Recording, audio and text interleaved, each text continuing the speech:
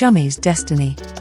In the ancient Yoruba town called Ibadan, there lived a young woman named Jumoke, gentle, beautiful, and full of dreams.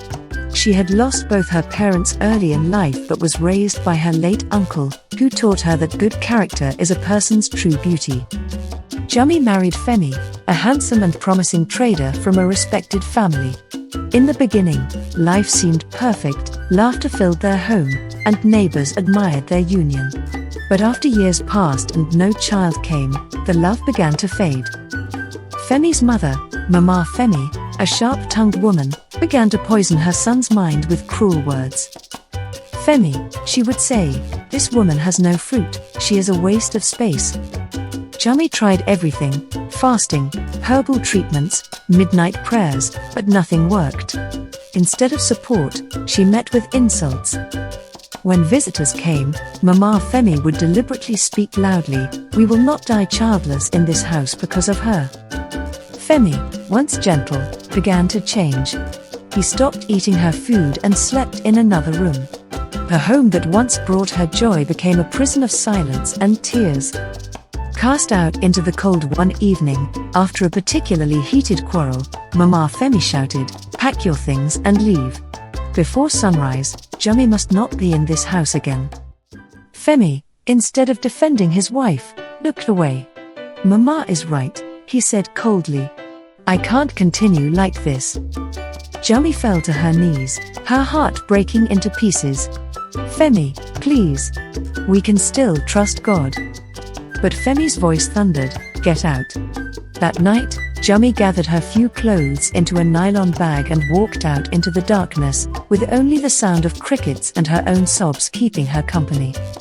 Betrayed by friends the next morning, Jumoke went to see Kate, her closest friend, the same woman she had once supported with money when Kate's business failed. She knocked softly. "Kate, please. Can I stay with you for a few days until I find somewhere?" Kate looked at her from head to toe and said, Jumoke, my landlord is strict. Oh. You know he doesn't like visitors. I wish I could help." She closed the door gently but firmly. Jumoke walked away slowly, her eyes heavy with tears. She went to an aunt, Joy, who used to eat and laugh in her home when things were good. Joy frowned and said, "Jumoke, you know people are talking about you. I can't let your bad luck follow me. Please don't come here again." That night, Jumoke slept under a tree near the market square, her head resting on her nylon bag.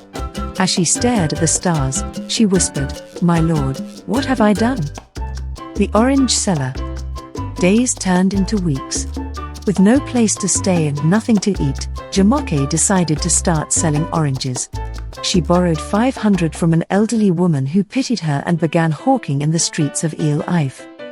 Each morning she would sing softly as she walked, "Sweet, sweet orange. Buy orange and bless your day." Despite her suffering, she never lost her smile. When children ran after her asking for fruit, she would give them freely. When beggars stretched out their hands, she shared what little she had. People began to notice her gentle heart. Even when mocked by others, she would say, "Kindness never fades." The billionaire's encounter. One sunny afternoon, a black Range Rover splashed muddy water on her oranges. The car stopped, and out stepped Mr. Adeyemi, a wealthy businessman visiting town for a construction project. He apologized, but Jumoke simply smiled. "Sir, it's nothing. The ground needs the water more than I do." Her calmness and humility struck him deeply. He bought all her oranges, and then returned the next day. And the next. Their friendship grew naturally. Jumoke, though shy, spoke with wisdom and grace. Adeyemi soon realized that beneath her humble appearance was a woman of great strength and dignity. Months later, he proposed. Jumoke thought he was joking, but he said, "I've seen many rich women, but none with your kind heart. Let me make you my wife." They married in a beautiful ceremony attended by dignitaries. Jumoke, once despised, became the wife of one of the wealthiest men in the region. From shame to honor. Years passed. Jumoke blossomed into a confident and respected woman. She became director of human resources in her husband's company. She was loved by the staff for her fairness and generosity. Her husband often told people, "My Jummy is the pillar of this home. She taught me humility." Meanwhile, back in Ibadan, Femi's life had crumbled. His new wife had abandoned him when he lost his job. His mother had died, and his once proud house was now in ruins. Destiny returns. One morning, Jummy sat behind a large desk conducting interviews for new workers. When the next applicant walked in, her heart stopped. It was Femi. His once bright eyes were dull, his clothes faded. He bowed his head and said softly, "Good morning, Ma." When he looked up and saw her face, he froze. "Jummy?" "Yes," she said quietly. "It's me." He fell to his knees. "Jumoke, I have suffered. My wife left me. I've lost everything. Please, help me." Old memories rushed through her, the insults, the nights of hunger, the humiliation. Her chest tightened. She wanted to say, "You deserve this." But that evening, she told Mr. Adeyemi what had happened. He listened carefully, then smiled and said, "My dear, the same God who lifted you from dust can lift him too. Don't let bitterness define you. Let grace speak. Forgiveness and fate." The next day, Jummy called Femi back into her office.